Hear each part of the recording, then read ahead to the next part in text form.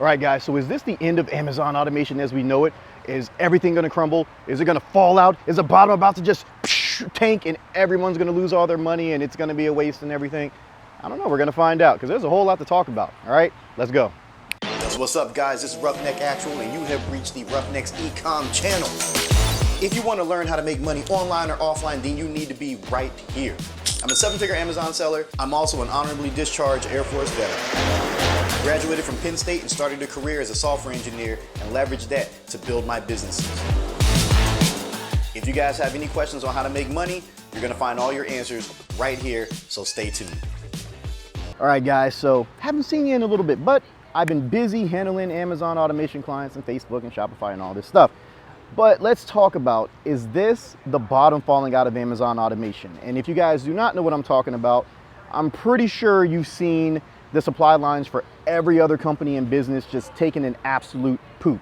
Case in point with our car shop, we do a lot of business with this company, Teal or Tile, however you want to, pronounce it. It's probably Tile, titanium, aluminum, whatever. It's the chemistry symbols for.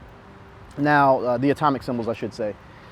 They've been backed up like a mother. All right, we've been trying to get these turbos in for certain vehicles, and we ordered them back in March, and it's taking forever. All right, the same thing is happening with our Amazon automation clients. Doesn't matter whether you're drop shipping or doing wholesale FBA, the supply lines are constrained. They are constricted. We're running in an out of stock, back ordered status, a lot of different things. All right. So it's not just affecting me, it's affecting other automation companies, but they don't want to tell you about it because if you guys knew, you may or may not sign up. All right, now even with all this going on, I still believe this is a really good way to hedge your bets considering that the market took a severe dump. Same thing with crypto and all of that. Okay, so it's still a very, very good way to hedge your bets and have some type of passive income coming in. Is it going to be 100% perfect during this time frame? No, it never is. But let's talk about why this may not be as bad as it seems because the benefits still outweigh a lot of the negatives that are happening. Let's go. So what are some of the issues that are happening right now? All right, so if you're drop shipping, you guys probably already know this, you're having a bunch of out of stock issues. So when you go to the supplier website, after you make a sale on Amazon, guess what the fuck is happening? You're getting an out of stock. So when you go to place that order, there's nothing there. Sometimes they're even back ordered, but one of the biggest issues is the suppliers are not updating their sites, okay? So you may or may not know what's happening. So when the software that you're using, doesn't matter which software it is, they're gonna scrape the supplier website, and then they're gonna update saying that they're in stock because the suppliers did not update their site saying that they're out of stock. So it's a conflicting issue where it's supplier saying it's in stock, and then the suppliers are saying it's in stock, and then the software is saying it's out of stock, and it's too many things happening at one time, and it's not good. Let's put it that way. So it's affecting the drop shipping metrics. Okay, your valid tracking rate is obviously going down because you have to fluff it with illegitimate numbers. Your order defect rate is spiking because people are waiting entirely too long. It's not good. But despite all that, people are still making money. Okay, there are issues, but that's with any type of selling. When it comes to wholesale FBA, it doesn't really matter as much. You're just not making as much money as quickly because everything is back ordered or out of stock or taking longer to get to the warehouse, which in turn takes longer to get to an Amazon facility. So why would this still be good? Why, with all these issues, would you still want to partake in this? I don't know. Let's talk about that. Let's finish off.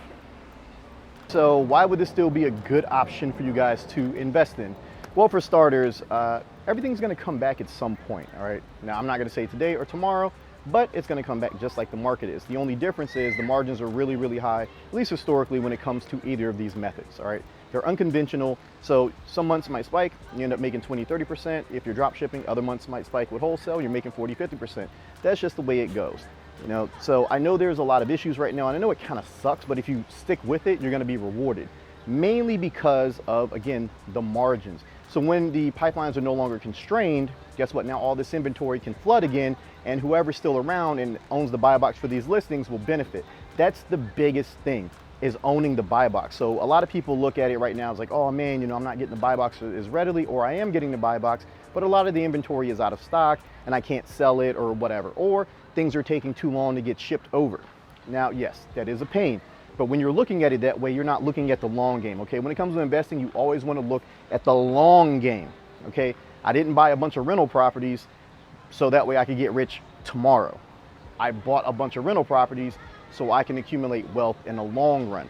The same with this. There's ebbs and flows with any business because you are building a real business. You guys have to understand that. Nothing is going to be perfect. But when you have the right team managing your account, things are better than they normally would be if you had some amateur trying to run your stuff, some Yahoo talking about some things they don't know. All right, so hopefully that breaks things down and keeps you from being too scared about investing in Amazon automation, because the bottom isn't going to fall out, guys. Like, Amazon's not going anywhere. The supply lines are constricted and it's not near as fun, but over time, when things become normalized again, owning the buy box is going to make your life much, much easier, especially since you didn't give up. All right, so if you guys have any questions, go ahead, comment below. I'll see you guys in the next one. Be safe, be smart, peace out.